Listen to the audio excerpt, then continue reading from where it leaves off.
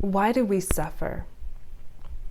When I was in India, I learned the root cause of our suffering is our attachment. It could be our attachment to a person, to a place, to a thing, to a memory, to a story we built, a job, or perhaps what we thought life would be or what life was. And the other one that goes right in hand with it is acceptance. Perhaps we're in a state of non-acceptance with all of those things, with what was, with what is, what we thought it would be.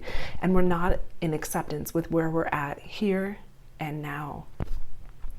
And when I learned those, it really helped me shift and through time come to a state of peace. It's not necessarily going to be a lightning speed, although it can be. So for me at the time, I had lost my husband. And it had been about a couple of years.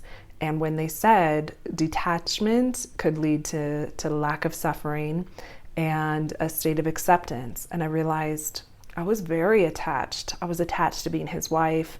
I was attached to the story now of being a widow. I was attached to what we had and what I thought we would have. And I was not in a state of acceptance with the fact that he was not here, with the fact that now I was alone, with the fact that, this had happened in life. And I realized I was causing unnecessary suffering in those states of being. Now, it's easier said than done. We still have to go through our grieving cycle, acknowledge what is, sit with our shadows and do our shadow work and heal. But by coming to terms with these things, we can also learn to shorten that distance and let go of our grip so tight. They gave a great example of a kite.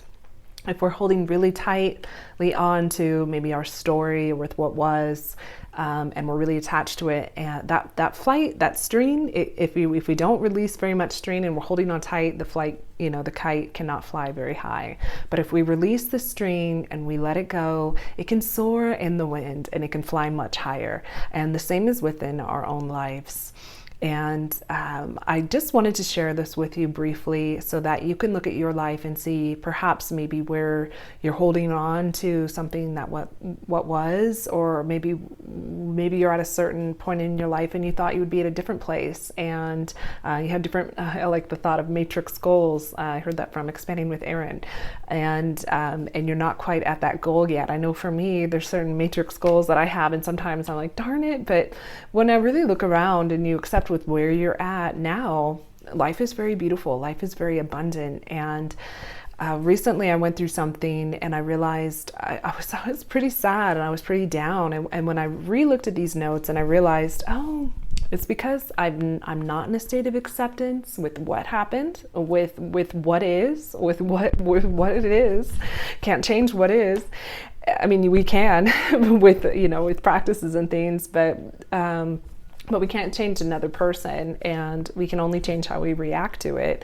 And I realized I was also very attached to that person still. And so I think that if we look at those things, and as soon as we detach and as soon as we come to a state of acceptance, I personally find you become a much more magnetic person. You're much more in alignment with where you're at, and you can start thinking about what you want and what you want to create and how you can be more in alignment with what you desire anyhow. And so these are really helpful tools that you can use in your own life to kind of come into alignment and work on creating what you want to create. Acknowledge the past, acknowledge what was, mourn it for the time needed, but also don't just marinate and sit in it and unnecessarily let something become your identity that doesn't have to.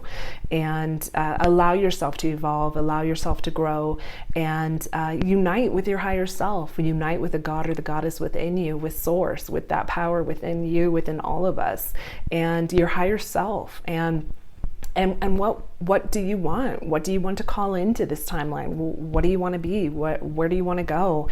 And I believe through different healthy habits in our own life, through the way we wake up, to the way we go to bed, to the content we're consuming, to the thoughts we're thinking, we can start shifting. We can change. We can take responsibility for ourselves and and become the best version of ourselves. Another thing one of the swamis said there was, be your best friend.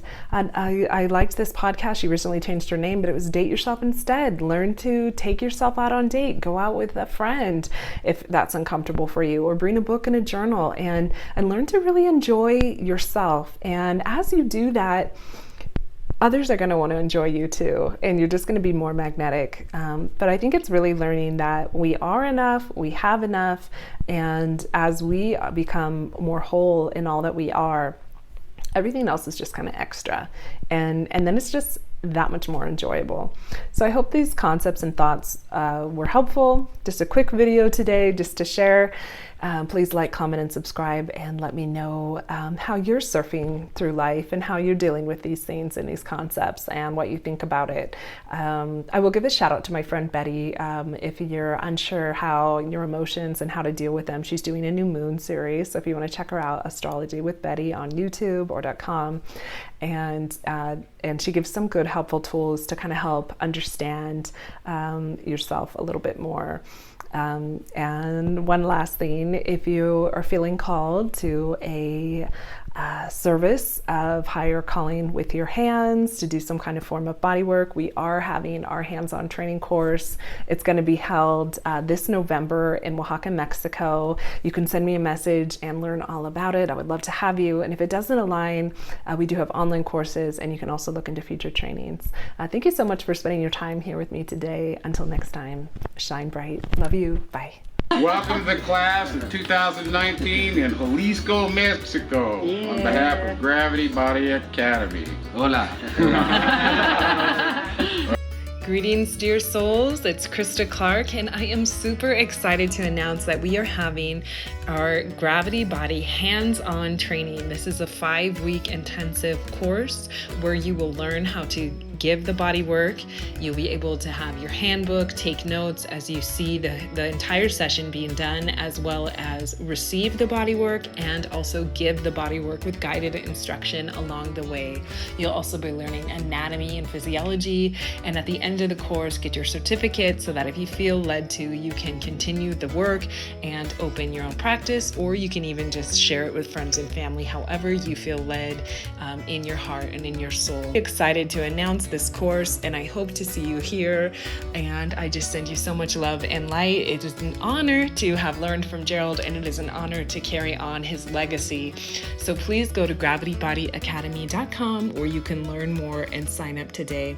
Thank you so much, and I hope to see you there. Bye.